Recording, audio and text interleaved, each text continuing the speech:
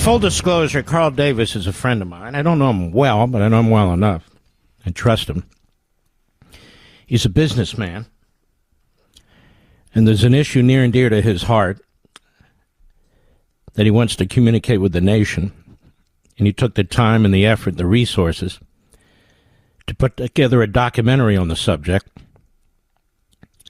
and that is suicide, which is in so many ways an epidemic in this country. And Carl Davis, I want to welcome you to the program. How are you, my friend? I'm great, Mark. Thank you for having me on tonight. I really appreciate the time. This is such an important issue that needs exposure. Let's start at the beginning. What is it that drew your attention to focus on this particular issue? When I was 16, I had an older brother who was 22 who took his life. He was Army, and it took our family by surprise completely, and it shattered us. But we somehow managed to pull together and work our way through it, which was an enormous effort. I mean, it took me a psychoanalysis for 4 years, 5 days a week, and my parents went through counseling, and my eldest brother, Alan, also had psychological help, because this is something that is so big that you can't handle it yourself as much as you think you might. So that was the genesis for not just for the film, but my whole way of life, of paying it forward by taking my darkest days and doing something with them to help others. Well, first of all, you're a good soul. I know you have met you. You're a very kind and decent man, and you have your own family as well, and you put this documentary together. So tell the audience how you decided to undertake this project and how you began and executed this project. Well, it took a long time to find the right pieces to come together, and I happened to have been at a holiday event, and across the table from me was a filmmaker who said, "Hey, I'm Frank Finico of X's in the Sky Films, and I make documentaries if you ever have an idea." And the wheels were turning in my head, because this is something that I've longed to do. It was a goal my whole life. And I said, "I have an idea. I will call you tomorrow." And we sat down and we spoke for probably the better part of a week, and then signed a contract, because he was all for making this film. He realized he's a man of God, and he realized that life is worth saving, and any way any one of us can do something to do that is so critically important. So we began the process of making the film. He's an extraordinary filmmaker, and my wife and I edited it along the way, as did he. And we had suggestions like, "No, take this out. We don't like this. Add this in, and maybe move this around." And he was extraordinary. I mean, he made a great film, and by the time 4 or 5 months passed, the film was ready, the trailer was done, and it was the kind of trailer that we looked at and said, "Oh my God, I want to watch this film. This is going to be tough, but I have to watch it." And I would continue to watch the film over and over again once it was finished, and it was hard. I would shed my tears because I had to relive all this stuff. In fact, when the filmmaker first filmed me for the first few hours, I said, "I'm going to forewarn you, I'm going to be emotional. This is hard for me, but it's something that I really feel I have to do." And he said, "Good." He said, "Let your feelings through." He said, "Because that shows how authentic you are and how important the subject matter is. And it's not going to help anybody if it's intellectualized and it's just kind of a dull film. You need to be yourself." And I was. And it was hard. I lost it a few times during the filming. And people ask, was it cathartic? And yes, in a way it was cathartic. It was painful, but it was cathartic. But I know the long view of this mission is to save lives. And I knew that I had to do this no matter what I had to go through and how much of it I had to relive, because it was painful.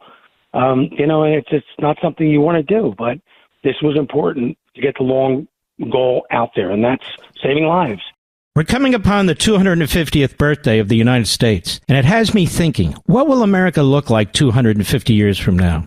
My friends at the Heritage Foundation want to know what you think. What policies should America prioritize? What principles should carry us into the decades ahead? As America enters a new golden age, Heritage recognizes that this is the time to take stock and to be intentional about how we shape the future of America. And they can't do it without your input. So please go to heritage.org/LEVIN and let them know what you think is important. Without patriots like you stepping up and speaking up for what you believe in, America as we know it can't survive for another 250 years. Please go to heritage.org/Levin, heritage.org/Levin. Take the survey on America's future. This survey takes less than 10 minutes to complete, but it is critical for making sure that the America we pass on to future generations is an America we're proud of. Go to heritage.org/Levin today. That's heritage.org/Levin.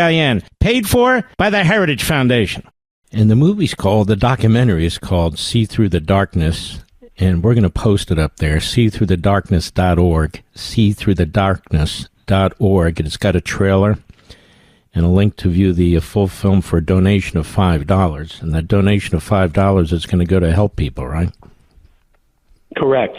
We want to garner enough funding that we can actually pay it forward. We want to be able to help suicide prevention organizations, and there are a couple in the film that are mentioned that I'm very close with, and these guys save lives, military and law enforcement, and that's the primary focus of the film is saving lives of law enforcement, first responders, and military, because they see such a preponderance of ungodly things that they can't unsee, and they sometimes wonder when they take off their uniform, what's my purpose?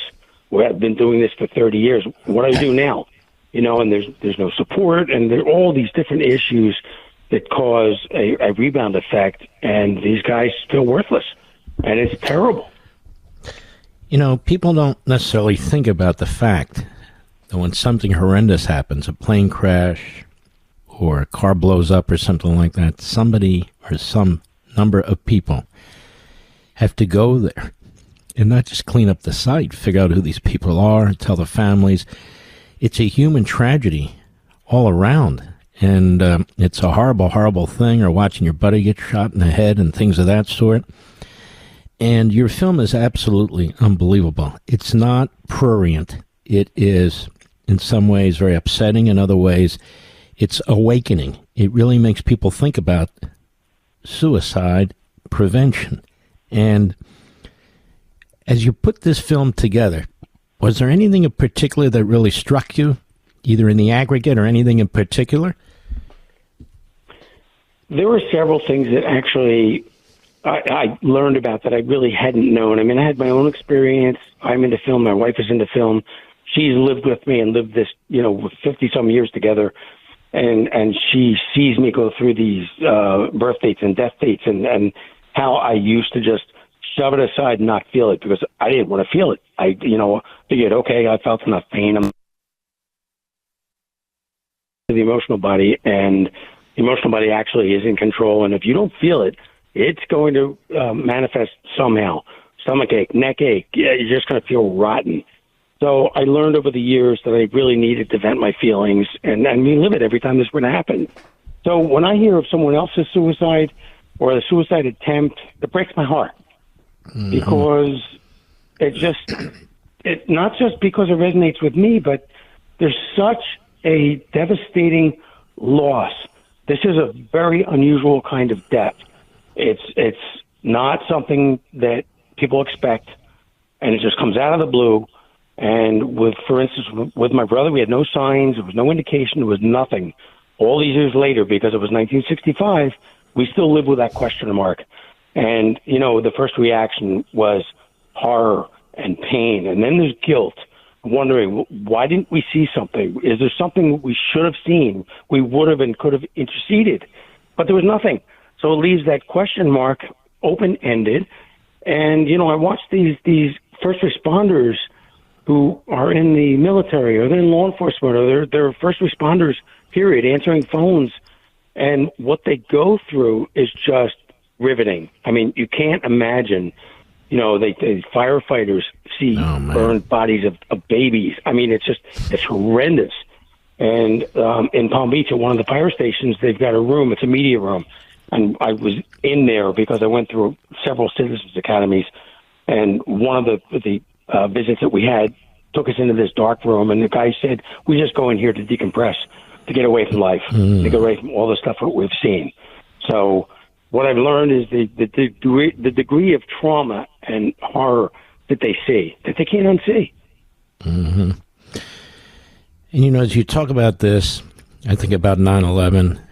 I think about October 7th, what all those people and families who were survived went through, and the hostages and so forth. I think about all of that.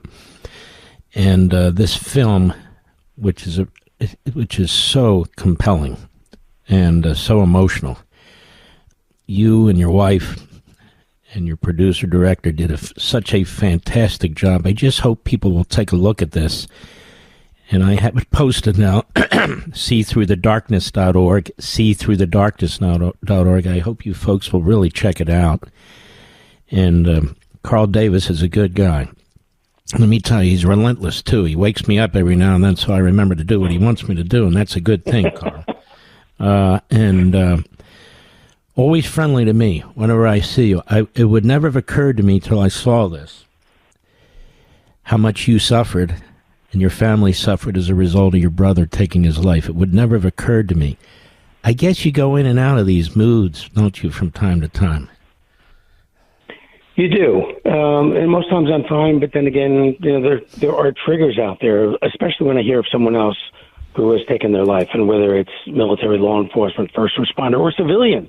I mean, more than 1 million people a year worldwide take their life, 50,000 alone in America.